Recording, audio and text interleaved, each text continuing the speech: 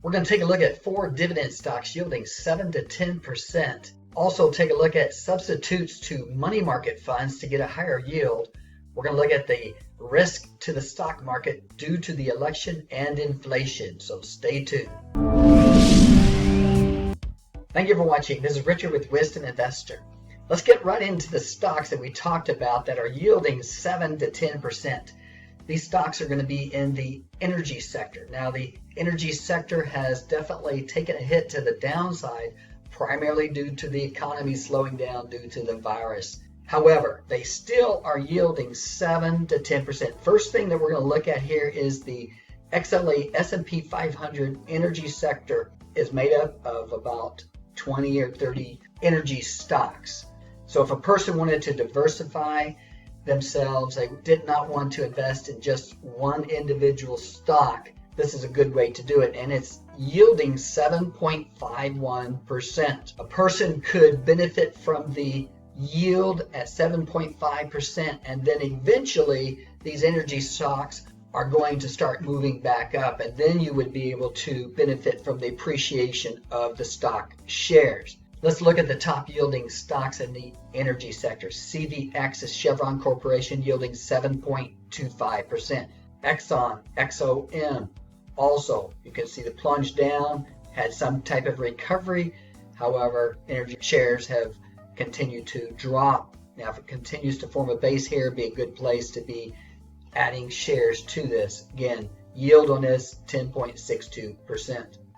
The third stock, KMI, Kinder Morgan, yielding 9.15%. Now, the electric vehicle stocks have stolen the thunder from the energy shares.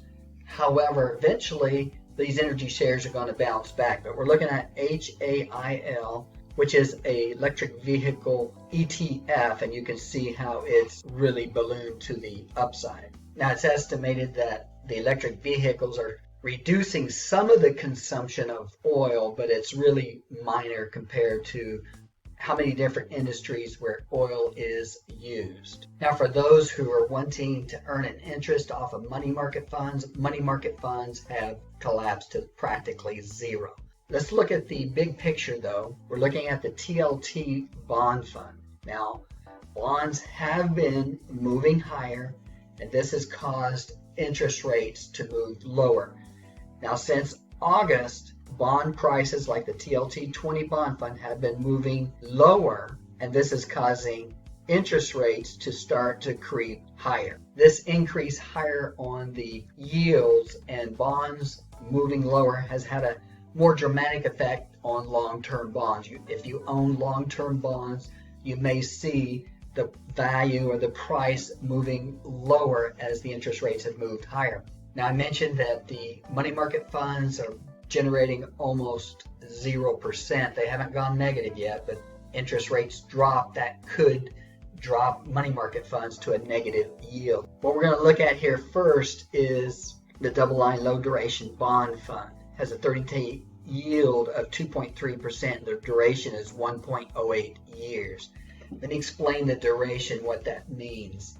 On a shorter term bond like this, 1.08, if interest rates went up 1%, which would be dramatic, okay, it's probably not going to happen right away, but if it did, then the value of the principal would go down 1%. Your interest rate would go up, but your value would go down.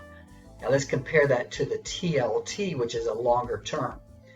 TLT has a 30-day yield of right now 1.63%, and the duration is 18.93. What this means is if interest rates go up, the value of a longer term bond is going to go down much faster than the interest rates are going up. If interest rates went up 1%, the value of the TLT bond fund would go down 18.9%. Let's look at some alternatives to money market funds here. Vanguard short-term federal has a 30-day yield 1.53%, duration 1.91.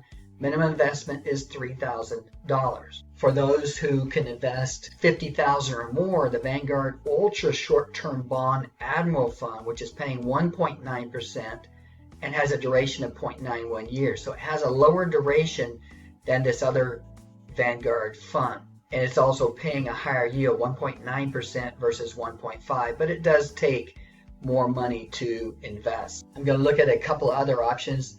These you would have a lower percentage in your portfolio. I would say no more than 10% each, but they do have a higher yield. This is Osteoarthritis Strategic Income, which invests in bonds of small companies. It's done outstanding.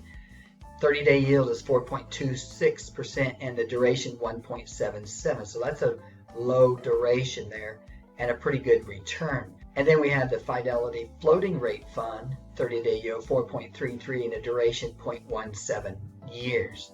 So if interest rates start to increase, it's going to protect the yield. Let me clarify one thing here too. These are not certificate of deposits or CDs. If you put $10,000 in a certificate of deposit, your principal is not going to fluctuate. If you're earning 1% on a CD, they're going to pay you 1% per year, and your $10,000 would not change if there's any fluctuation in interest rates. So these that we're talking about right now can have some fluctuation in the price. For a person that wanted to be more aggressive, EFR, which is a senior floating rate fund from Eaton Vance, has a 30-day yield of 6.36%, duration 0.11 years. Now, closed-end fund like this, they do fluctuate in the principal. Don't want to present this as any way being a conservative investment, but it does pay interest on a monthly basis, which is really nice about these closed-end funds. These closed-end funds like EFR also have a tendency to move very similar to the S&P 500. Let's take a look at the markets here. We're looking at the S&P 500. We've had a nice bounce back up to resistance areas after the election results first started to be announced. Keep in mind here, looking at the big picture, we still have lower highs developing. However, that could change. So we looked at the S&P 500 and had a positive reaction to the election so far, primarily because the blue wave did not sweep all three divisions of our government. The red still has the Senate. And what the market is saying, what it looks like, is that a divided government is positive because no one party can overrule and create a disaster situation out there. So the markets got a nice jump in the markets back up to resistance. However, it stopped right there for particular reasons, I think. So we're going to look at three risks to the markets. One is a dispute in the election, and that creates an element of uncertainty. We're talking about possible lawsuits here that will slow down the confirmation process in the election, possible runoff in the Senate, recounts in several states, and errors in the tallying of votes is a risk to the markets. Other possible risk in the markets, we're seeing a spike in the COVID. If the blue takes the presidency, then there's talks of shutdowns. Is this going to harm our economy? Most likely would, but this hasn't happened yet. A third risk to the markets is the massive debt that we have going on. I'm not going to bore you with all the numbers, but here's what's going on. The government is currently paying about 2% on the debt now. That's about $600 billion a year in interest rate expense only. That's going to pay the interest rate. That doesn't go to anybody else. If we do get into an inflation situation due to more stimulus, the interest rate expense could increase to $900 billion to $1 trillion per year. That's going to be money out of our USA budget. We're going to look at some ways maybe you can protect yourself if we have massive inflation. Most likely what's going to happen is gold is going to increase. We did see a little bit of surge in the gold. We'll have to see if there's follow through to that. Keep in mind, if we do get any kind of a sell-off in the markets, typically gold goes down with the rest of the market at least for a few weeks before continuing to surge back higher. So gold is an option. Also, the gold miners stocks. These are stocks that mine gold. Here's the GDX. See, we're getting a nice pop up into resistance areas here. And there's various other stocks. Newmont Mining is one of the best stocks out there, NEM. We're looking at the copper chart here. Copper has continued to move higher. If we get any kind of an infrastructure stimulus package, that's going to be excellent for copper. and copper stocks like Freeport-McMoRan. We've looked at some ways to increase your yield on your dividends and also on your money market funds, some of the risks to the markets, and where you may want to put your money if we start getting inflation. If you have any comments, leave your comments. Thank you for watching. Stay tuned for the next update.